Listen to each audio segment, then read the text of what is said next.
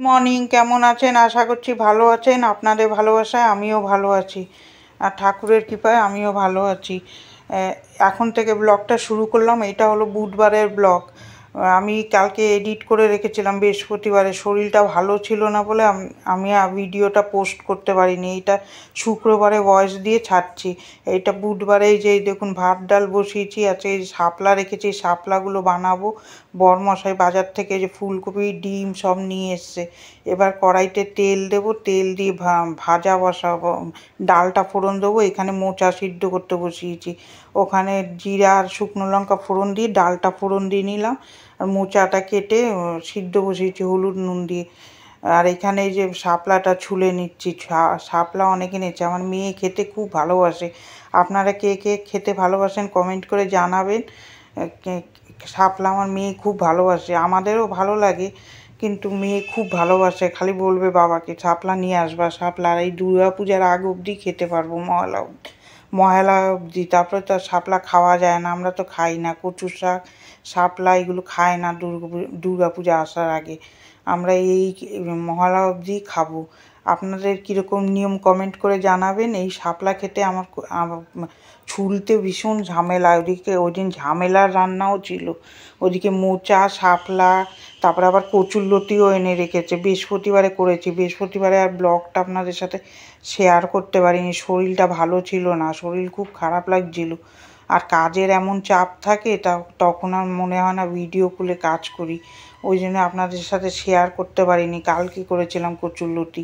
তিনটেই ঝামেলা রান্নার। এই ব্যবসায় কোন সময় যে চাপ বাড়ে, কোন সময় চাপ কমে বোঝা যায় না। এখানে এই যে কড়াইতে তেল দিয়ে কুমড়ো ভাজা বসাবো, আর এই পাশে ডালটা বেটে নিয়েছি, মোচাতে দেবো ডালের বড়া করে। দেখবেন ডালের বড়া করে মোচায় দিলে খুব সুন্দর লাগে। ডালটা বেটে নিয়েছি, মটর ডাল, এর মধ্যে হলুদ, লবণ, চিনি, একটু শুকনো লঙ্কা গুঁড়ো, তারপরে একটু কালো জিরা দিয়ে মাখিয়ে নেব। মাখিয়ে নিয়ে ছোটো ছোটো করে বড়া ভাজবো। বড়া ভেজে তারপরে ওর মধ্যে দেবো। মোচাটা এই দেখুন ভালো করে ধুয়ে নিতে হবে সিদ্ধ করে, নাহলে কালো হয়ে যাবে। খেতে খুব সুন্দর হয়েছিল মোচা। এটা অনেকভাবেই রেসিপিটা আপনাদের সাথে শেয়ার করেছি। এটা আরেক রকমভাবে বড়া দিয়েও করলাম। ওখানে কুমড়োটা ভাজছি, এখানে কড়াইতে তেল দিয়েছি। তেল দিয়ে তারপরে এখানে ভাজা বসাবো, ওই বড়াগুলো ভাজবো।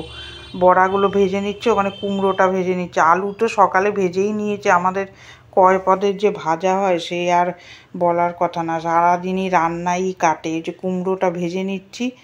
এক একদিন ইচ্ছা করে না, কালকে ভিডিও করিনি, কিন্তু কাজ তো করতে হয়েছে। যে কড়াইতে তেল দিয়ে গোটা জিরা দিয়ে আলুটা দিয়ে দেবো, একটু লাল লাল করে ভাজবো। আর এর মধ্যে ধনে জিরার গুঁড়ো দেবো। এই যে আলুটা দিলাম, দিয়ে ভালো করে ভাজবো। ওইদিকে বড়াটা ভেজে নিচ্ছি। এরম করে খেয়ে দেখবেন, আর কারা কারা খেয়েছেন এইভাবে কমেন্ট করে জানাবেন। খেতে খুব ভালো লাগে বড়া দিয়ে, আমাদের ঠাকুমা খুব করতো। এই যে আলুটা ভেজে নেব, তারপরে আদা বাটা, ধনে জিরা গুঁড়ো, শুকনো লঙ্কা সব দিয়ে রেগুলারে মশলা দিয়ে ভালো করে কষাবো।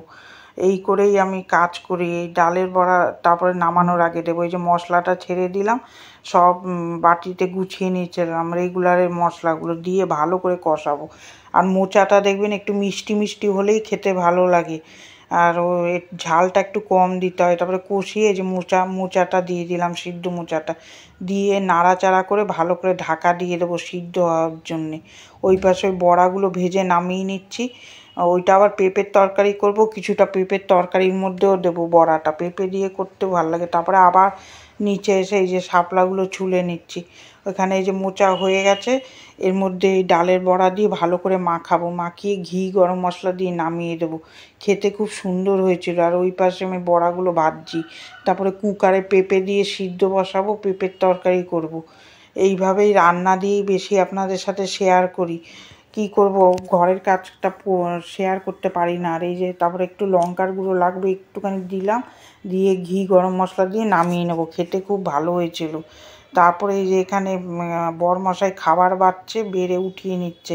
তারপরে দুপুরের লাঞ্চ মেনুতে হচ্ছে ভাত, শাপলা ভাজা, ডাল, ডাল, ওই মোচার ঘন্ট, মাছের ঝোল আর পেঁপের তরকারি, এইগুলো হয়েছিল লাঞ্চ মেনুতে। এই যে আমার বরমশাই হাই করলো।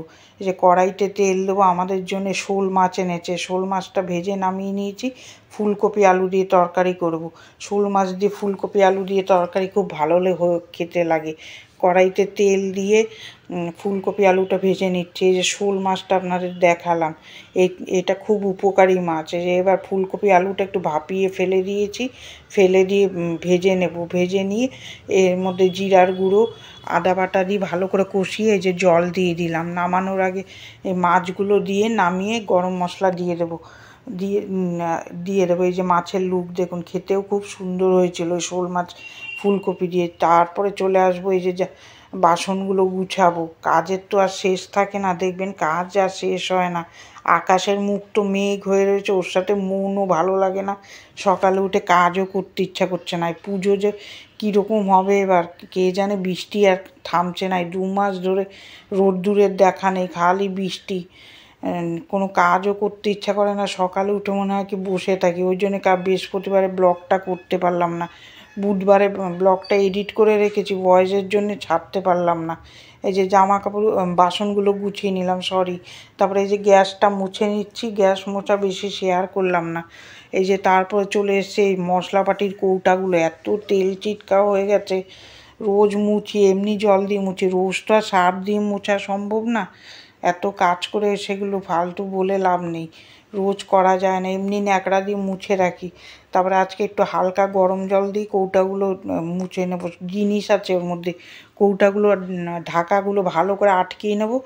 আমি দেখেছি আমাদের মা এরকমভাবে করতো, সব ফাঁকা করতে হয় না, উপরটা দিয়ে ভালো করে ঘষে মেজে পরিষ্কার করে নিই, ভালো জল দিয়ে আবার এগুলো মুছে নেব, তাহলেই পরিষ্কার হয়ে যাবে। উপরটা পরিষ্কার করলাম, এমনি যা শেষ হয় তা তো আমি এমনি মেজে ফেলি। এই কাজ করার পরে তারপরে ঘরটা মেয়েটা ব্রাশ দিয়ে ঘষে দিয়েছে, আমি বললাম তুই ছেড়ে দে, অনেক বেলা হয়ে গেছিলো, তখন 2টো বাজে, ঘড়ির দিকে আর তাকাইনি। তারপরে এগুলো পরিষ্কার করে ওই যে ওইখানটা সার্ফ জল দিয়ে মুছে নেব। মশলাপাটির কৌটা, ওই থালাটার মধ্যে যে মশলা থাকে ওটা মেজে নিয়েছি, মেজে নিয়ে তারপরে এই যে জল ন্যাকড়া দিয়ে মুছে গুছিয়ে নেবো সব সুন্দর করে। এইভাবেই কাজ করতে হয়, একটু একটু করে করি। ভাবছি ফ্রিজটা পরিষ্কার করব, কিন্তু এটা হয়ে উঠছে না। রান্না করার পরে শরীর দিচ্ছে ছেড়ে, আর করতে ইচ্ছা করছে না। আবার সকালে উঠেও কিছুক্ষণ না বসলে কাজ করতে ইচ্ছা করছে না। আকাশটা যা হয়ে রয়েছে, মন মেজাজও ভালো লাগছে না, তাও করছি। এই যে বাসনগুলো মেজে নিয়েছি, মাজাটা আপনাদের সাথে শেয়ার করিনি, যে সুন্দর করে বাসনগুলো ধুয়ে নিচ্ছি, এইটা তো আমার করতেই হবে। গ্যাস পরিষ্কার করে নিয়েছি, গ্যাস পরিষ্কার করে বাসনগুলো মেজে নিলাম। ওই দিন আমার অনেক বেলা হয়ে গেছিলো, এই 2টো দিন ধরে আমার 3টে বেজে যাচ্ছে, খেতে খেতে 3টে 3:30 বেজে যাচ্ছে। তারপরে বিকালে উঠেও রান্না করতে হয়, সন্ধ্যা দিতে হয়, ঘর ঝাড় দিতে হয়, অনেক কাজ থাকে। বিকালে আর ভিডিওটা করি না, ভাল লাগে না। তারপরে যে চলে গেছি ঘর মুছতে, যে ঘরটা সুন্দর করে মুছে নেব। মেয়েটা ব্রাশ সার্ফ দিয়ে ঘষে দিয়েছে, আমি এবার ফাইনালি মুছে ফেলবো জল দিয়ে। 2টো বাচ্চা মানুষ, ও পারবে না বলে আমি বলছি তুই ওইটুকুনি করে চলে যা, আমি ঘরটা মুছে নিচ্ছি সুন্দর করে। তারপরে এই যে 2টো ঘর মুছবো, রান্নাঘর মুছবো, জামা কাপড় আর কাচিনি, আর শরীরেও দিচ্ছে না। আমার বরমশাইও খাবার দিয়ে চলে এসেছিলো, অনেক বেজে গেছিলো। তারপরে আমি বলছি থাক, গিয়ে কাপড় কাচবো না, পরের দিন কাচবো, এমনিও শুকাবে না। এই ছোটো ঘরটা ওই যে মুছে নিচ্ছে। এইভাবেই কার কার ভিডিওটা ভালো লাগছে একটা লাইক দেবেন, আর কমেন্ট করে জানাবেন। আপনারা তো কমেন্ট করেন না, কমেন্ট করলে আমার ভিডিওটা করতেও ভালো লাগে। এই যে সুন্দর করে গলিটা মুছে নিচ্ছি। আর কার কার যারা করেছেন সাবস্ক্রাইব, তাদের জন্য থ্যাংক ইউ। আর আপনারা চাইলে আমাকে একটা সাবস্ক্রাইব করতে পারেন, সাবস্ক্রাইব করলে আমার খুব ভালো লাগবে কাজগুলো দেখাতে। এই যে সুন্দর করে গলিটা মুছে নিলাম, মুছে নিয়ে এবার চলে যাব বেলকুনিতে। বেলকুনিতে গিয়ে জামা কাপড় শুকিয়ে গেছে, এগুলো তুলে নিয়ে গুছাবো। কাজের দেখুন শেষ ছিল না ওই দিন, কী জানি কিসের জন্য সকালের থেকেই কাজ করছি। এক একদিন দেখবেন কাজ মধ্যে সংসারে শেষ হতে চায় না। এই যে সব জামা কাপড়গুলো তুলে নেব, তুলে নিয়ে তারপরে চলে যাব গুছাতে। গুছাতে চলে যাবো। এই দেখুন ওয়েদারটা কীরকম হয়ে রয়েছে। এই জামা কাপড় তার আগের দিন কেচেছি, মোটে ভালোভাবে শুকাচ্ছিল না। তারপরে এগুলো তুলে নিয়ে গুছাবো, গুছিয়ে তারপরে ভিডিওটা এখানেই এন্ড করে দেবো। এই যে জামা কাপড়গুলো গুছিয়ে নিচ্ছি, এগুলো আবার ফেলে রাখলে তারপরে আবার বিকালে গুছাও, ওইটা আমার ভাল লাগে না। একবারে করে গুছিয়ে টুছিয়ে চান করে একটু শোবো, তার নিশ্চিন্ততে শোয়া যায়। আর না হলে এইসব ফেলে রেখে ঘুমিয়ে থাকলে তারপরে আমার উঠে আর ইচ্ছা করে না। বিকালে উঠেও একটু বসতে হয়। দেখছেন তো কী কাজ করতে হয় সংসারে, বাবা। ওর মধ্যে দিয়ে এক্সট্রা কাজও কিছু কিছু করি আমি, নাহলে তো একদম তেল কাজটা হয়ে যাবে ঘর। ওর মধ্যেও আমি ঘর দোর কিছু কিছু পরিষ্কার করি, আরও পুজো আসছে, ঘর দোর ঝাড়তেও হবে। ওই জন্য কালকে শরীরটা ভালো ছিল না বলে আপনাদের সাথে ব্লগটা শেয়ার করতে পারিনি। এইটা বুধবারের ব্লগ, বৃহস্পতিবারে শুরু করেছিলাম কিন্তু পুরোটা আর আপনাদের সাথে শেয়ার করতে পারিনি। কালকে কচুর লটি বানিয়েছিলাম। এই যে এখন গুছিয়ে জায়গায় রেখে দেবো। ভিডিওটা এখানেই শেষ করছি। কার কার ভালো লাগলো একটা লাইক দেবেন। আগামীকাল একটা ভিডিও নিয়ে চলে আসছি।